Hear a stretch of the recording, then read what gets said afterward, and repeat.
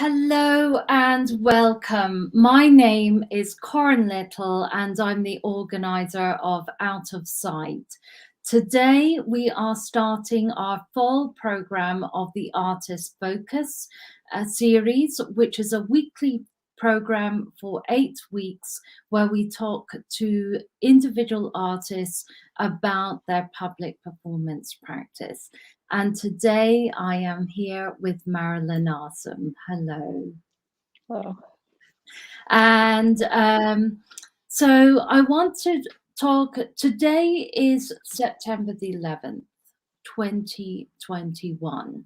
It is the 20th anniversary of September the 11th, and we are still a year and a half into the pandemic with various lockdowns situations around the world. As an organization, we are broadcasting to you today from the ancestral homelands of my ancestors in Scotland, Glasgow. Out of Sight as an organization is based in the ancestral homelands of the Council of Three Fires, the Adwa, the Ojibwe, and the Potawatomi peoples. Out of Sight as an organization is really interested in having dialogues about colonialism, racial politics, gender, class, differently abled bodies, and really talking about the nuances and the complexities of the situations that we find ourselves in. And we do this through thinking about experimental public performance practices and really challenging the power relations that exist in public space.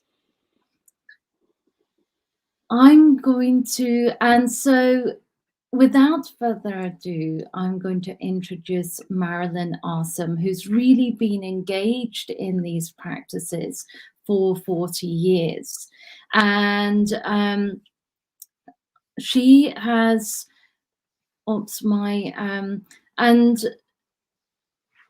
she has presented her work in 30 countries around the globe, based in Boston, Massachusetts, USA, and she also teaches performance art workshops internationally.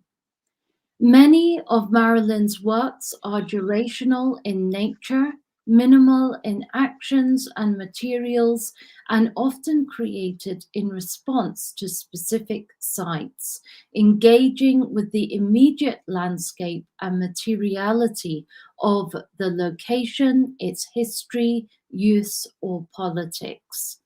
Sites have included a former Cold War missile base in the United States, a 15th century Turkish bath in North Macedonia, an aluminium factory in Argentina, the grounds of an abandoned tuberculosis sanatorium in Poland, the site of the Spanish landing in the Philippines, and a deserted Russian mining outpost in the Arctic Circle.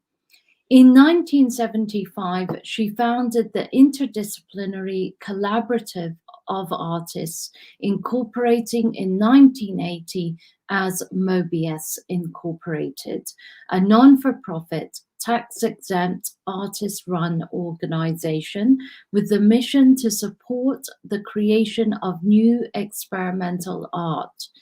Mobius has presented the work of thousands of artists over its 40 plus years. And more recently, in a book published in the fall of 2020, was published on her work, and it's entitled Responding to Sight, the performance work of Marilyn Arsem, edited by Jennie Klein and Natalie Loveless, and was recently published by Intellect Books of the UK, and I highly recommend reading this, as it is a huge inspiration and resource for us. So thank you, Marilyn. I know it was a huge work to get that done. It took many years. So welcome to everybody in the performance. Thank you all for joining us today. We've got Martine and Wanapa in the house. And so Marilyn's going to talk about her work. I don't think it needs many introductions, but we're going to dive deep into 3 pieces today. And then we're going to have a conversation about her practice. And then we're going to invite you to ask questions in the chat. So please have your notepads and pencils ready. And I'm going to pass it over to Marilyn. Thank you. I want to thank you, Corin, and Out of Sight Chicago for organizing the Artist Focus series. It's an honor to be part of it. I am here in my home in what's now called Boston, Massachusetts, USA, but it is on the unceded territory that is the traditional land of the Massachusetts and Wampanoag people. And before I begin, I also want to acknowledge today's date, the 20th anniversary of the September 11th attacks in New York City, Pennsylvania, and Virginia. Many, many innocent lives were lost in those events, as well as in the subsequent wars that were waged in the Middle East by the United States in response.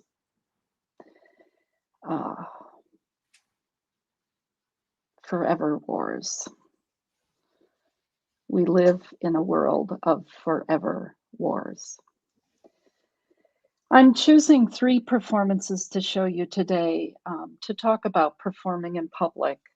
While the pandemic has made live performance a rare event, it is not impossible to make work in public while still following social protocols. It's a challenge, but it's in keeping with creating work in response to a specific context. So I'm going to begin by showing you images of 3 performances and briefly describing the actions. Then we can move on to an actual conversation about approaches to making work in public. So, all right, Corin, I'm ready to show them. Can you see them?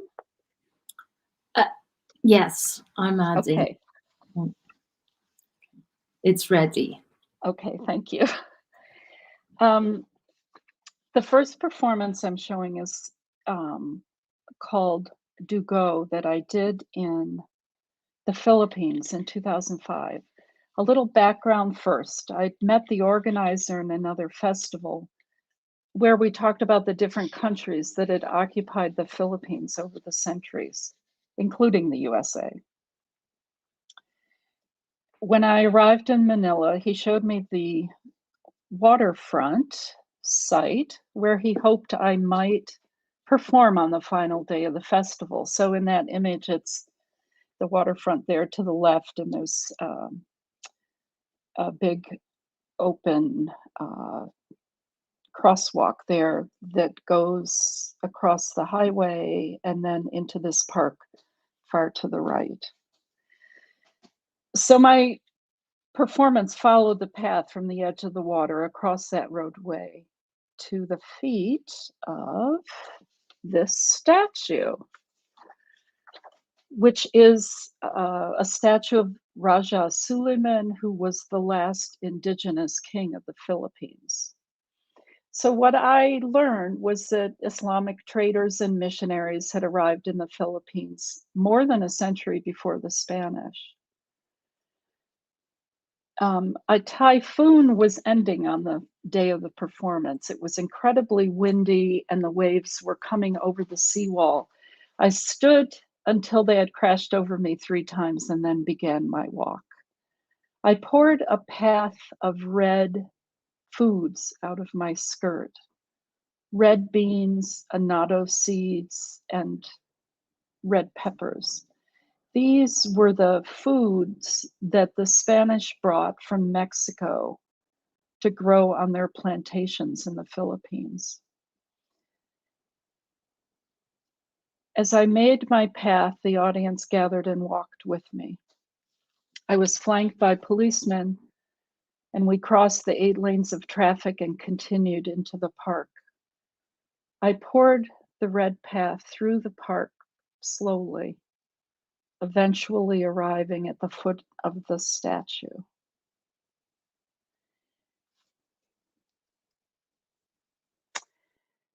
I lay down with the line of red ending at my neck, looking directly up at the tip of the drawn sword. I lay there staring at the sword for more than an hour, and the audience eventually went to watch other performances during that hour.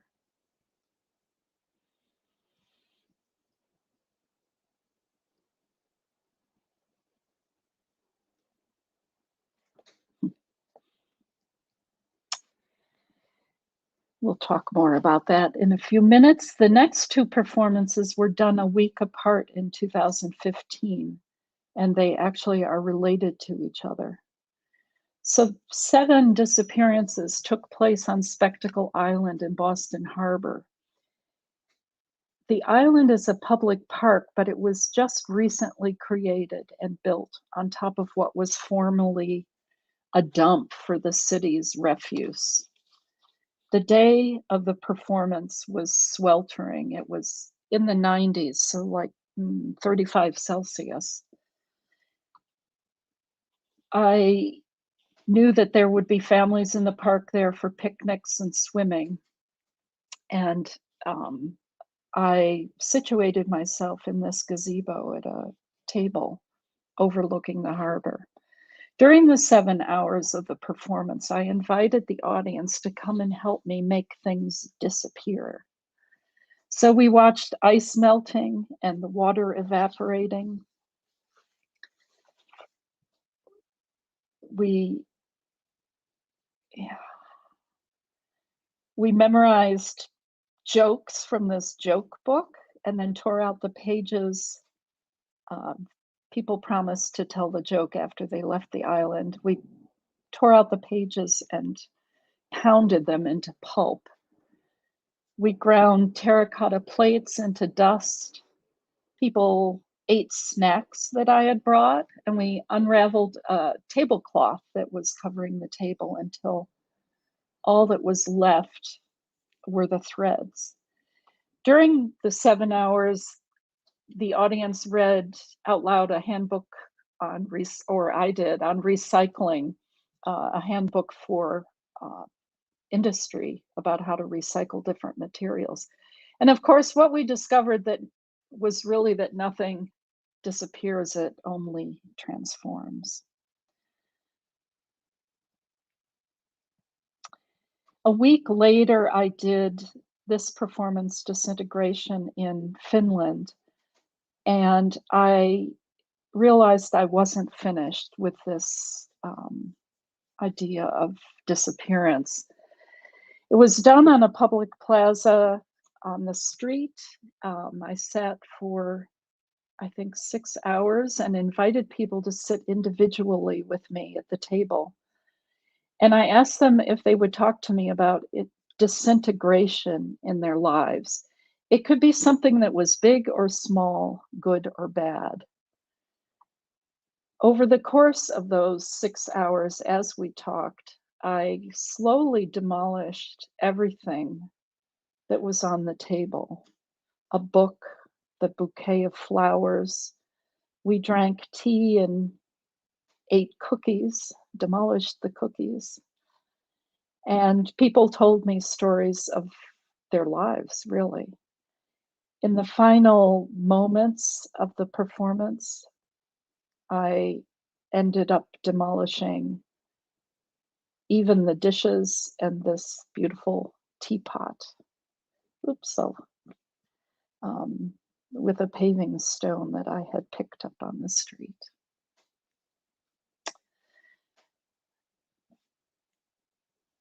That's it, Corin. get me back, please. Hello. Okay, I So- just wanted to add a few other comments. I'm aware when I'm performing in public that not everyone who witnesses it intended to come and see it.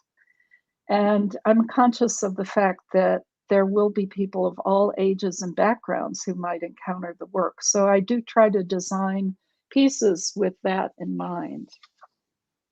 So with those three works, or one with two parts.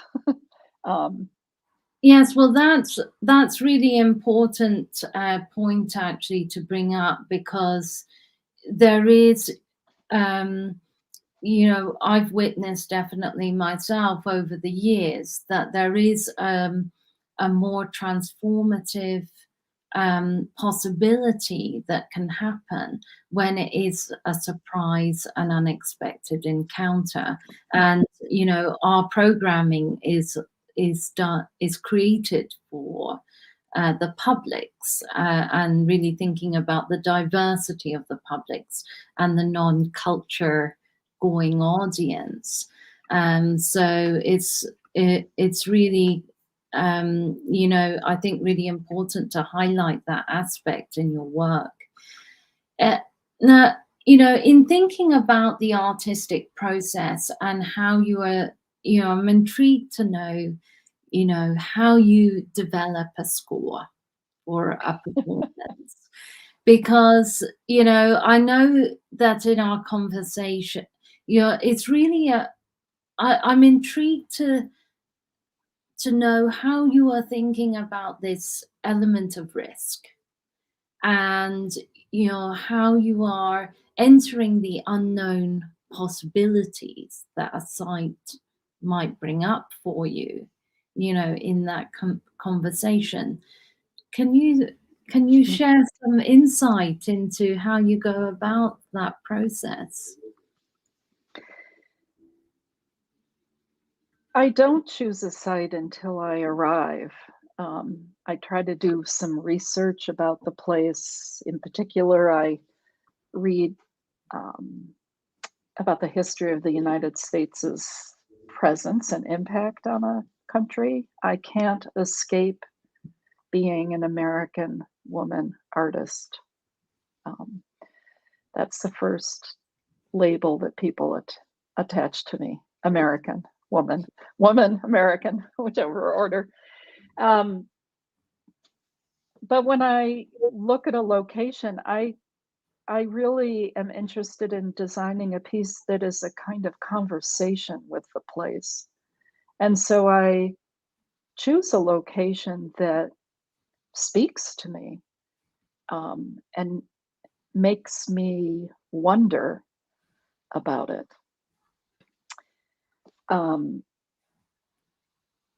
And I think one of my strategies for dealing with risk, besides the fact that I generally hope there's someone nearby if I really need assistance. There hasn't always been, but I also try to present work that isn't confrontational, but opens up a conversation, and that I can ask as many questions as the public might ask me, and that it really is an exchange around a topic. It isn't always possible in countries where I don't speak the language. The conversations afterwards often are through translators, and I might not hear a response until days or weeks later, and in some cases, years. I don't think that answered your question about risk. There's always a risk. Yes, but I'm interested in this, you know, you know, I know when we were talking about the piece that you did in the Philippines, and that really came out of a conversation with the public, with the organizer. But the piece that you did in Finland, you said, oh, I didn't know what I was doing before I got there. And I think this, this willingness on the producers, I think, the importance of entering the unknown as part of the conversation of creating work and, creating experimental practice. And, it's about developing these connections. And, so often, I know when we do Out of Sight, we have to tell the police and the city and everybody, the precise content of the work, like 6 months in advance. Yet, we really want to facilitate that, this kind of intimate conversation that you're talking about, that really encourages experimental practice, because then that resonates with the public. And how are you thinking about the surprise, as an element, both for yourself as you create the performance and as this exchange for the public? Well, I do think one of the advantages of being a solo performer is that you can adjust to the situation and take it in whatever direction the audience goes in with it. I mean, I knew in the Philippines that I would be accompanied by policemen.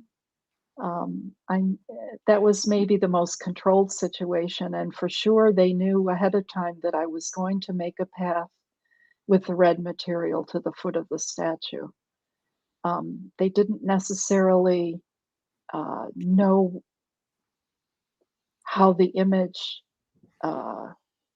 might be understood. I mean, it's actually a fairly ambiguous image, and it took, I can't remember how long it took, maybe close to an hour for me to lay that path, and it wasn't until I reached the statue that anyone could, and had the path come to my neck, did anyone understand another reading of what that line of red down to the water really could be. So it's in that case, it's a very open-ended image that leaves the interpretation to the viewer. It was important to me that I had my eyes open the whole time looking at the sword. I did not close my eyes. I was not dead. Continuing the line going into the water. Yeah. But in terms of like this element of surprise, because I know when I'm creating my own performances, I want to, the space, it is about that mutual interaction with the public. And, in that, when you enter into that unknown space, it creates a surprise for you yourself as an artist. Can you talk about any moments in these pieces that, was really important to you as an artist, in terms of the surprise and what you learned?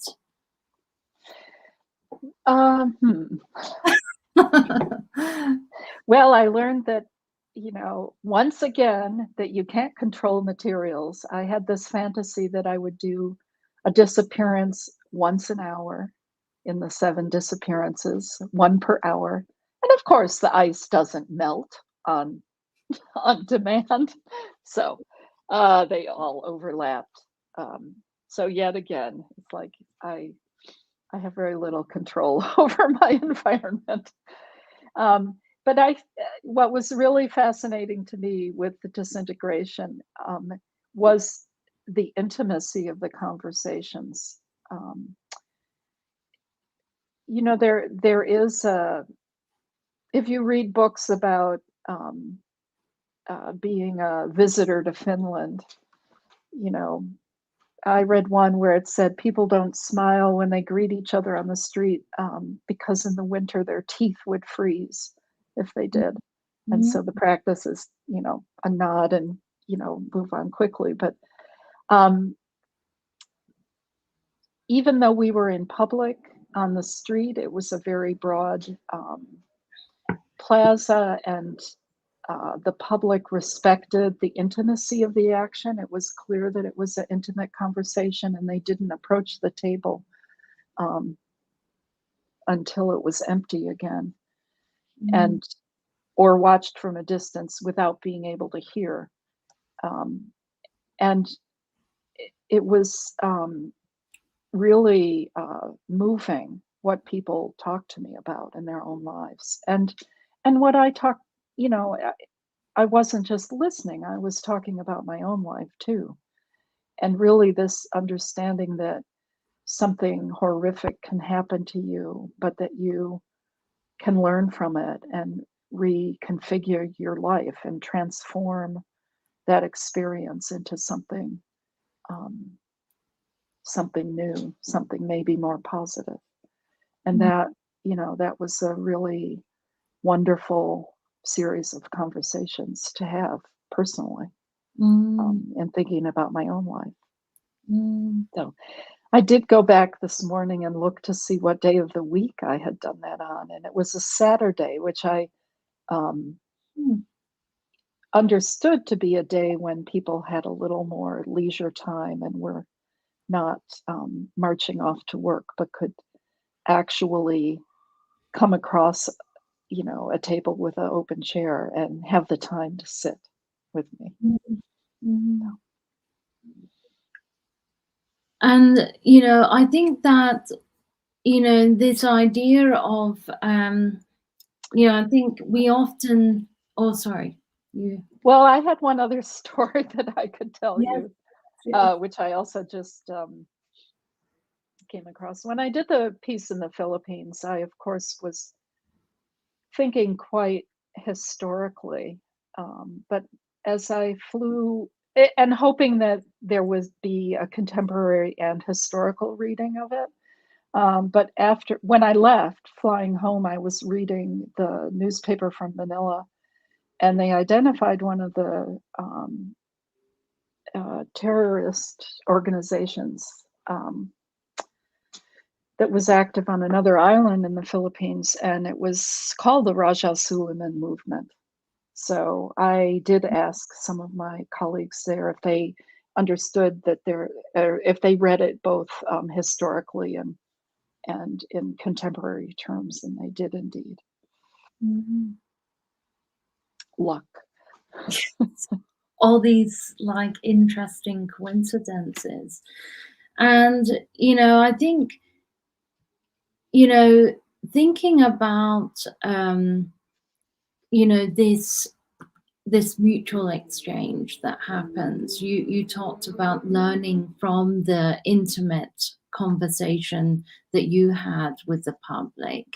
And, you know, and I think, you know, this really thinking about, you know, how when we're working in public space, we're really thinking about collapsing these hierarchical power structures to create these intimate discourses.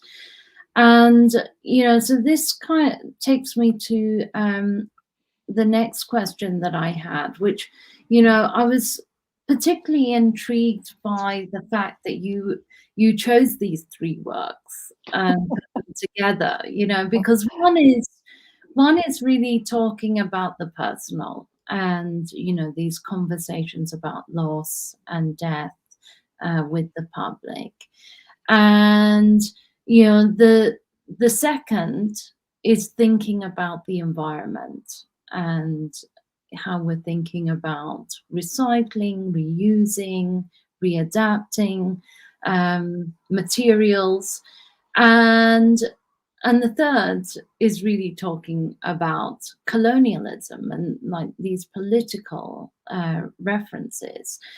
And so I'm interested to like hear from you about how you're thinking about, you know, contextualizing your lifelong practice and really thinking about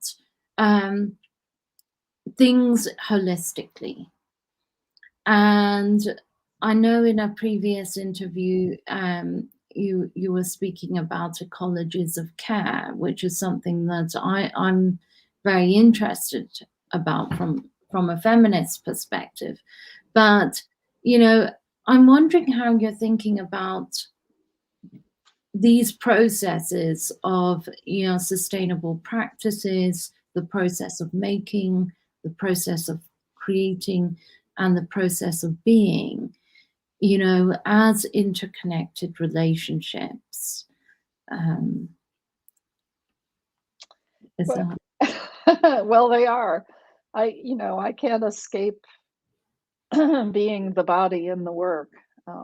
I appreciate the fact that it's on a human scale and that I'm not any bigger or wiser or yeah, bigger or wiser than the public that I encounter. And so trying to maintain that um, equal exchange is really important to me, mm, as a way of countering a culture that where we feel like we have no control, or there are power structures that oppress us, and so how do we operate through them or in spite of them or around them? It's all those questions that I think it's important to engage with in a live performance. I mean, and I believe a live performance allows for that kind of engagement.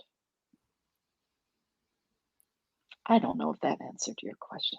yes, it does, because it's really thinking about how, you know, the reality, and for, you know, uh, you know, I think it's interesting you bring up this concept of being the antithesis of the spectacle, and especially, you know, after being so bombarded by that, and the sense of uprooting that this does, you know, both in a physical way, but mentally, it has reverberations throughout a society, you know, both physically and mentally.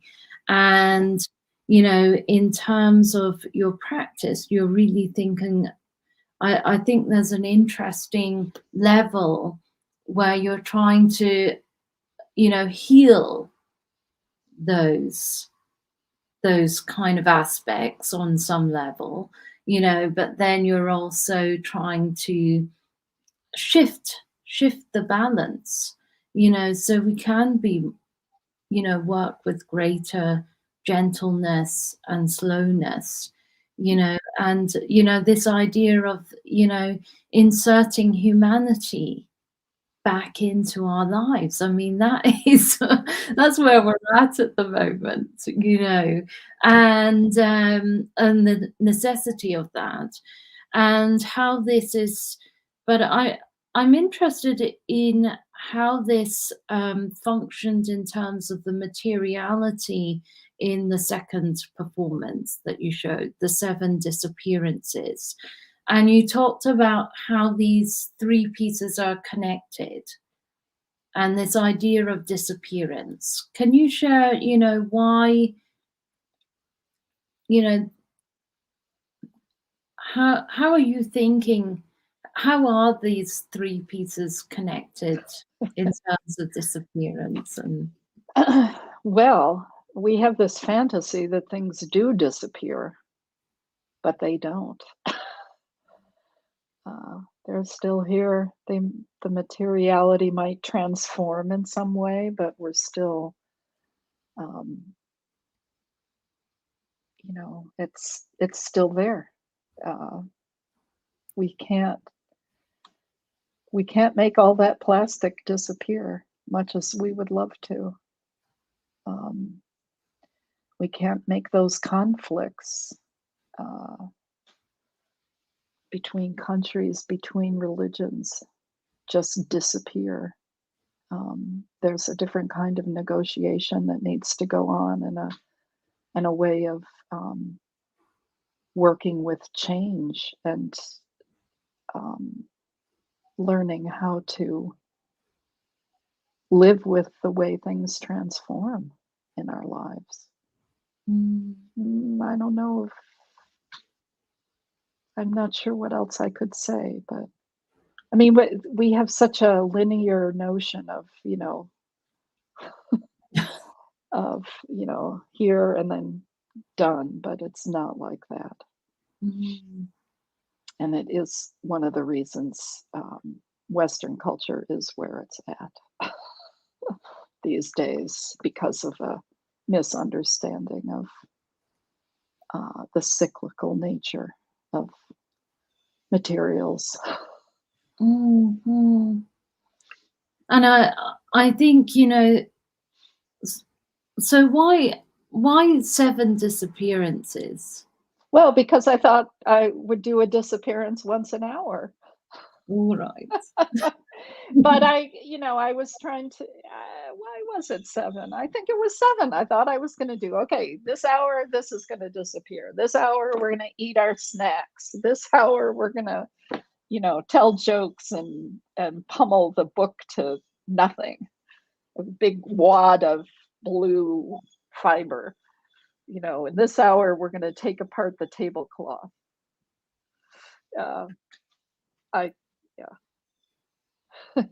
That part of my process I have forgotten a little bit, but I think this idea of, and I actually wrote this down when you were giving your presentation, nothing disappears, it just transforms.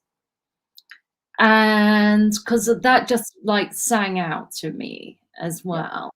And I think, when we're thinking about ecologies, of going back to this notion of ecologies of care, and really thinking about how we're working in public space and in relation and in connection with others, this notion of materiality, and in the performance you did for 100 days at the Museum of Fine Arts, with a rock, and really kind of investigating this idea of time and the transformation of materiality. How are you thinking about thinking about materiality? What is your relationship of care towards that, and that process in the work?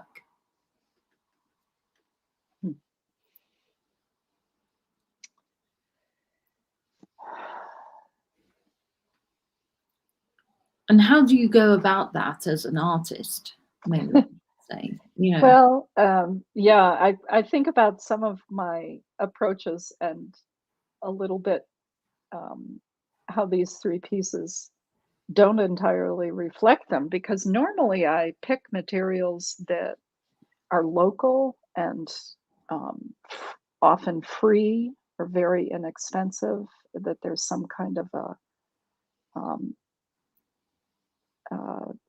a wealth of that particular material at that point in time. But I also try to have a very low impact on a site. I don't want to leave marks. I want to work with it exactly as it is. The 7 disappearances, the only materials that I left behind was the dust of the terracotta plates that we ground to nothing. and the water that evaporated. But in fact, we couldn't demolish those plastic spoons to dust. So I brought them home. Oh, and we ate the food, and most people left the island before it reappeared in any different form. Yeah, Um, and you talked about, you know, when we were discussing this talk, how the island is a very, has a very, like, you know, almost a plastic sense of beingness, you know, yeah, created out of all these the this dump, basically. yeah. And They so did they did pour dirt on top of it, but you saw from that first picture, it's like perfectly round. It's like, ah, there's no there are oh no gullies. Yeah. yeah. It feels like it's made of plastic. It feels fake. Even though there are trees growing. Maybe it'll get better in another 30 or 40 or 50 years. Yes, and that goes back to this idea of nothing actually disappears, you know. But we do hope that, you know, Well, there's there a might be some sinkings as things change, as they transform their yeah. materiality. Maybe that will make the gullies. Yeah. I want to open it up to questions from the audience. So if you have a question for Marilyn, please type it in the chat.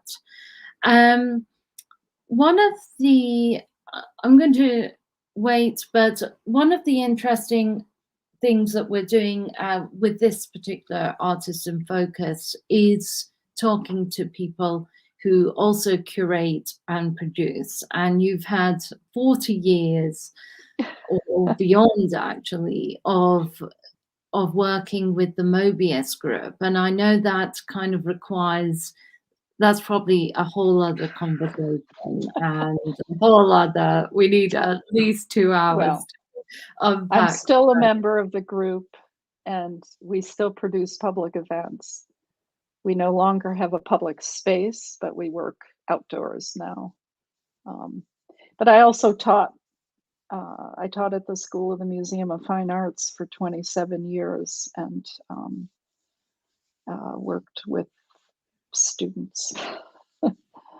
Yes, and we'll talk a little bit more about that by the end. But there's a question in the chat from Bo Coleman in Canada. Hello and welcome. And she asks, how do you care for your viewers? And maybe I should say, I'll add to that, you know, participants, you know, because a lot of the work is participatory. Yeah. Well, I have to be really alert to the people, the viewers, the participants, and pay attention to their, you know, pay attention to what they're saying, but also pay attention to what they're not saying or their body language. I try to be available after a performance for people to talk with me. I and obviously certainly within 7 disappearances and disintegration, because I was able to talk with people in the performance, I could, you know, I could adjust the conversation to try not to tread where they were not willing or able or wanting to go. Mm. That was part of the reason that I did disintegration, because the more personal conversations were avoided in the 7 disappearances because it was so public. Mm. There were other people always sitting at the table. and people were not quite prepared to talk about things that fell apart in their own lives. So creating another piece that had a kind of privacy that allowed for that conversation and a choice to know what it was going to be. I mean, if people approach the table, I just said, "Do you want to talk to me about disintegration in your life, big or small, good or bad?"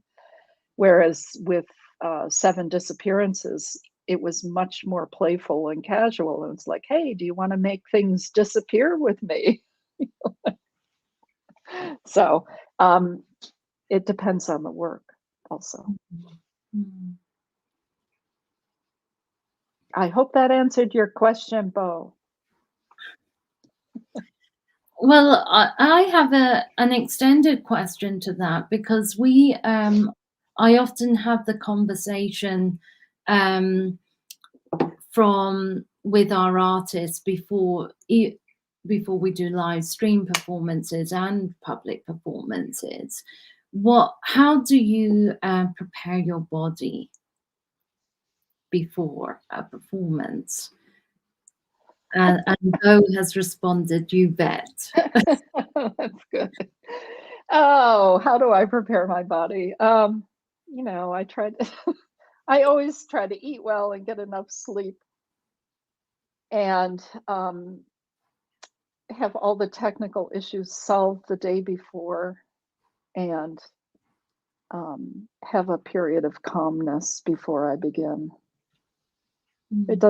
It's not always possible, but and if I can't, again, as a solo performer, I have all the control in the world. I can just not do anything for the first few minutes to acclimate myself to the situation and just settle in. It was important in Dugo to let those 3 waves crash over me first, so that I was completely drenched and my hair was like, that somehow set the tone for me. Yeah. Nature has a way of. Yeah. And so there's another question in the chat from Bruce Future Yay, and he says, "Hello, Marilyn. Are there any new media formats that you think are impacting performance at this time? I know you are an early adopter of video technology. Does VR or any other system of embodiment interest you? Or do you see others working in that format that you find interesting?" Well, I have done a few live streaming performances.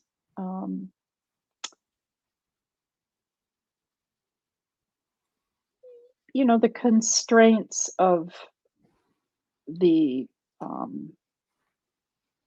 space, this space, the constraints of that camera not even showing can you see my fingerprint? Yes. Just barely, though. Yeah. But you can't see this hair that has been sticking in my mouth very well. Anyway, the resolution is an interesting problem. The size of the screen, technologically where I can do it and where I can't do it, because of bad signals. It's interesting. There's a big difference between video technology and VR, yeah. or any other system of embodiment. How are you thinking about those 3 different technological aspects? I am not thinking about it a lot.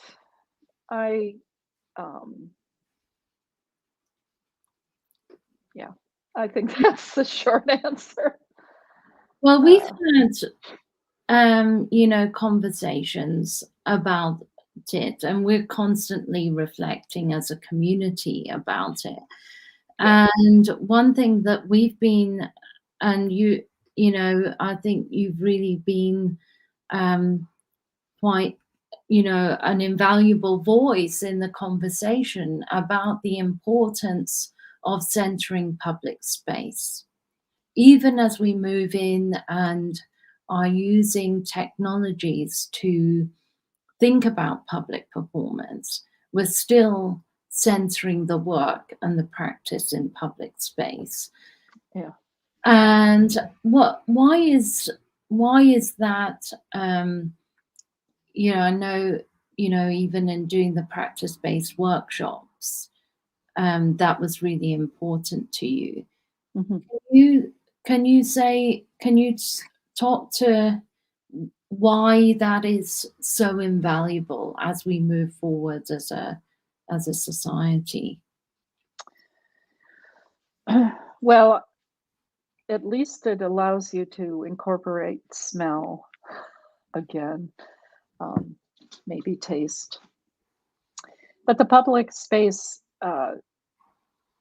invariably you encounter something unexpected, either in the physical space itself or meeting other people who just happen to be there. And so there's a whole engagement with the unexpected that I think can challenge a work, but also open it up in ways you weren't anticipating. I mean, we imagine our work, but it isn't until we actually do it that we understand what it's about or what it might might be about or might turn into, or other questions that it opens up. And so, to the degree that you can work in a situation where you have very little control, um, The unknown. is yeah, is is useful. I mean, if you can control everything, why do it? What are you going to learn? Not much. You're going to learn how perfect you are. Or not. So there's another question from Paul Regan, and he says, "Hello, Marilyn. Thank you for sharing your images and words. How do you sense post-performance if a work is successful? How do you sense post-performance if a work is successful? Or what is the measure of success, given that predetermined actions and intentions may have outcomes that are often unknown?" Well, I do a lot of reflection, writing about a work afterwards and talking to people about their experience of it and what it made them think about. And there are pieces that I've done where I haven't been so happy with it at the time of doing it or immediately afterwards. And then you kind of forget about what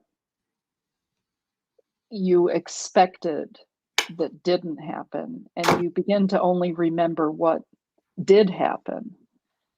And then I think it does bring up other questions and make you think about the work differently. And that's useful. And I guess you know,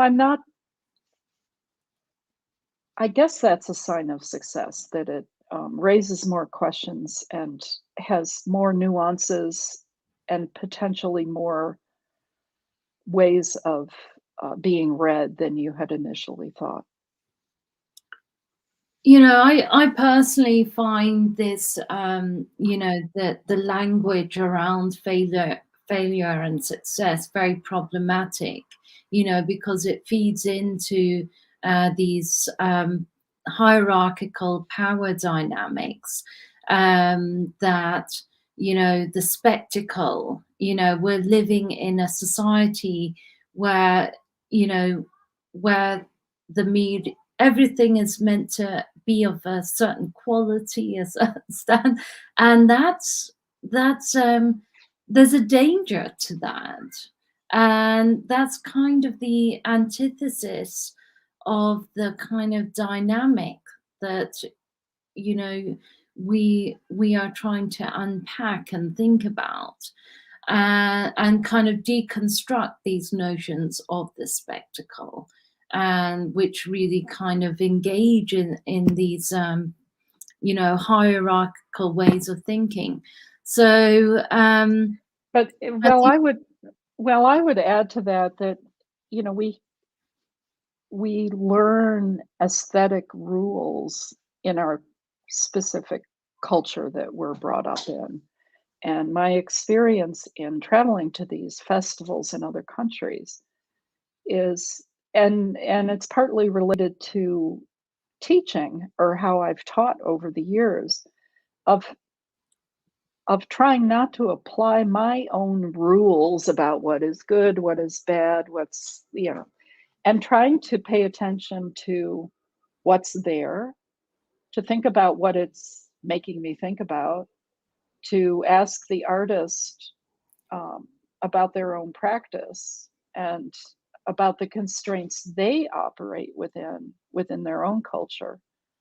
I mean, it's a much, there are many more possibilities of what we might call performance than we think. I mean, I've seen thousands of performances at this point, between running an art space for 20 years, between teaching for 27 years, between going to all these festivals.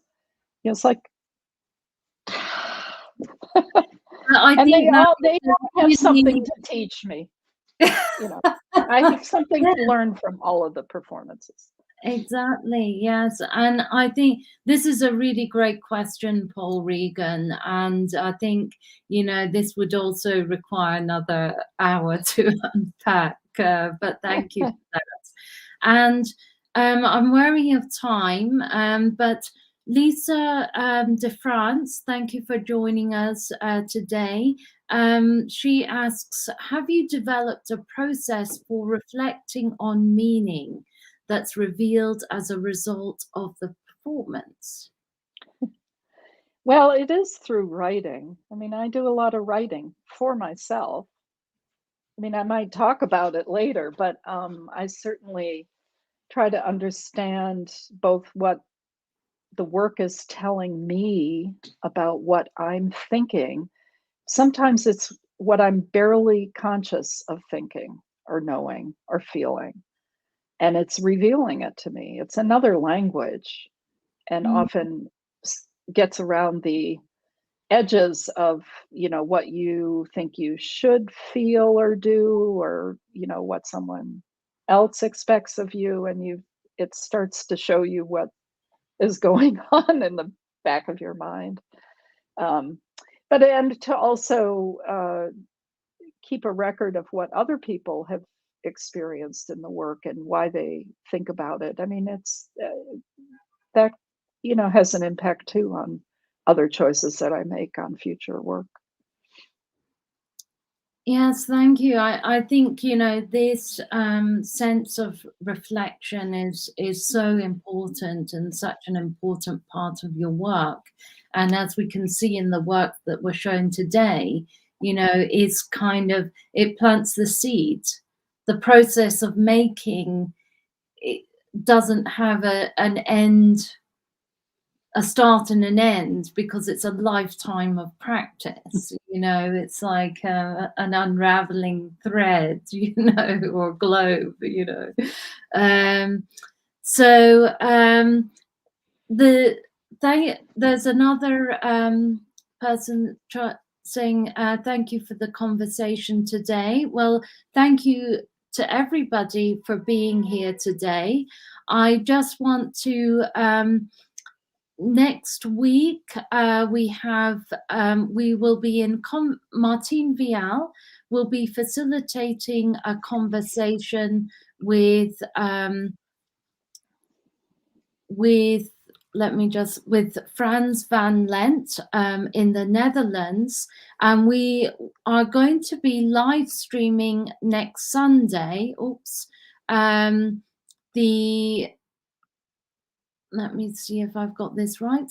The Symposium La Banale de Moment from the Dordrecht Museum in the Netherlands. So that is coming up next week.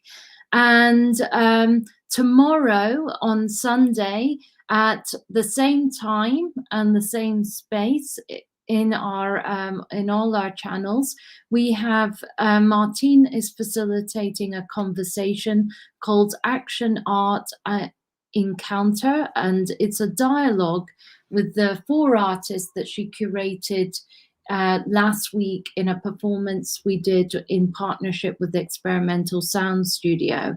And I've posted the links to those performances in the event, so do check them out, because that was a really exciting event.